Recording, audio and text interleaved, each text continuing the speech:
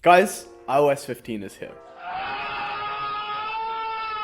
Now, before you panic, don't worry, it's not going to completely bend you over like iOS 14 did to your ad attributions. It's not quite as serious as that. However, it's definitely something worth paying attention to, and in this video we'll be addressing what we know so far about the iOS 15 update, since it's recently released, the action steps to take, and also where you should be getting your updates from. So here's what we know so far. When it comes to your open rates and click rates, it's not going to be as accurate anymore, at least on a surface level. It's still going to be an okay, roughly indication of your performance from a deliverability perspective. It's just the new thresholds and the new benchmarks are going to be completely different. When it comes to your open rates, you should probably expect this to jump up since the way the open rates work now is Apple will actually render and load the email on a proxy server before actually pushing it into your inbox. So essentially the idea here is, I believe all of the emails who are passing through the Apple ecosystem are gonna be, I guess, like pre-open. Now, the important metric here that you wanna be paying attention to is your purchase conversion values,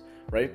This shouldn't be affected, at least not in the short run. Maybe 6 months down the line when Hide My Email gets more like heavy adoption, then this might be a bigger issue, but at least in the short term, purchase conversions should still stay pretty accurate. Another thing that will be affected, no doubt, is people may register to your list using proxy emails or burner emails. And those are essentially the emails that is a part of the Hide My Email feature, where Apple will assign you a proxy email and then any emails received to that inbox will then be forwarded onto the user's main inbox, which is why long-term purchase conversion rates may be affected. And lastly, IP geolocation is not going to be as precise anymore, not to a city or state level, right?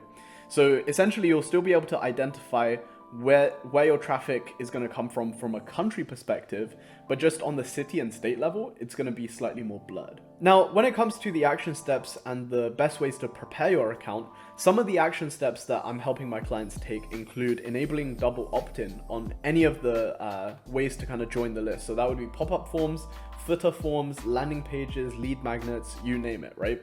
Double opt-in is going to be super powerful because it's going to add that extra layer of protection on your sender reputation. I'm especially going to be implementing this with clients with existing deliverability issues. With clients who have really high sender reputation already, I'm going to be playing with double opt-in versus non-double opt-in just to see what the effects on the account overall is going to be. I recommend you guys, as a blanket rule of thumb, just have double opt-ins, at least for the short term, just to, help you weather the storm. And as more information about iOS 15 gets released, you're going to be able to make the pivots accordingly. Another thing is, the metric that you need to be paying attention to is no longer going to just be your open rate click rates, but you need to focus predominantly on your conversions.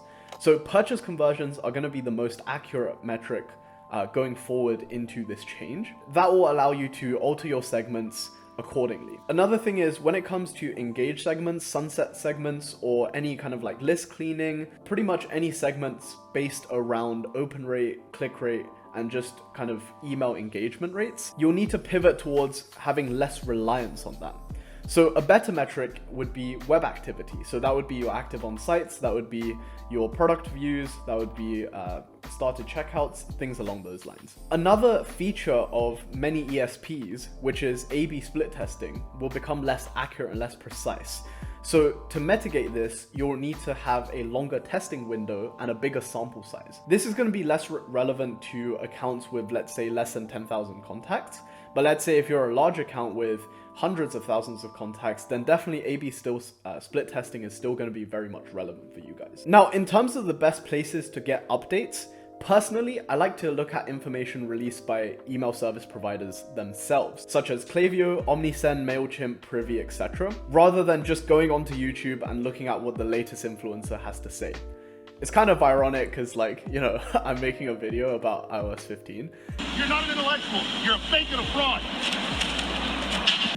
But the best places is to actually get information directly from Klaviyo, OmniSend, and MailChimp themselves, because these SaaS companies are going to have devs working around the clock, trying to kind of like pivot their users and best adapt their users to help them mitigate their change, and there's no clash of incentives, right? Because a lot of people who are making content online about this are either trying to sell you something or, you know, they're an agency trying to get clients, as in with my case, for example. The truth is, no one really knows what's going to happen, just like with iOS 14. Like, you're going to get a bunch of people claiming they know exactly like how to navigate everything, the secret sauce segment that's going to help you completely avoid, you know, being hurt by this. But as the truth of the matter is, no one knows what they're really talking about. It's just anything they get, it's predominantly from these ESPs themselves, but also from Apple themselves.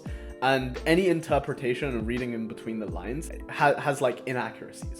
So what I'm trying to say is follow these forums, and also look at the post updates and the articles published by these SaaS companies. That's going to be the best place to get updates. Now, when it comes to the action steps and everything that I've outlined, down below is going to be a download file for you to access a Notion file that I created, specifically dedicated to iOS 15. So if you want to have a piece of documentation that kind of outlines what we know so far, the action steps I'm taking, along with any other future updates, do subscribe to my newsletter, because I'm going to be able to update you fairly frequently. So that's it. Now, if you found this video helpful, then I, as always, have something to sell you. It's probably going to be one of the highest ROI things you'll buy for your business during this fourth quarter, so pay attention if you want. So I finally have a release date for my up-and-coming e-commerce email marketing course, which will help take complete beginners to this space to the point where they can generate 20 to 40% of monthly revenue for your brand or any other brand, right? It's going to be released on the 30th of September, 7 a.m. UK time. And down below is an opt-in page where, in exchange for your email, I'm going to send you that iOS 15 cheat sheet, along with a free module from the course showing you how to optimize your account past that 30% a month revenue generated, and also be giving you a special early birds discount. So yeah, that's the thing I have to sell you. It costs you absolutely nothing to join the mailing list. It doesn't mean you'll be obligated and like hard sold on the course. It's just literally you get the iOS 15 cheat sheet along with a free module from the course if you want. And yeah, I'm going to be sending fairly regular updates with the latest email strategies. And also you're going to get a special early birds discount on the 30th of September if you choose to enroll. Thank you guys for watching. See you guys in the next one.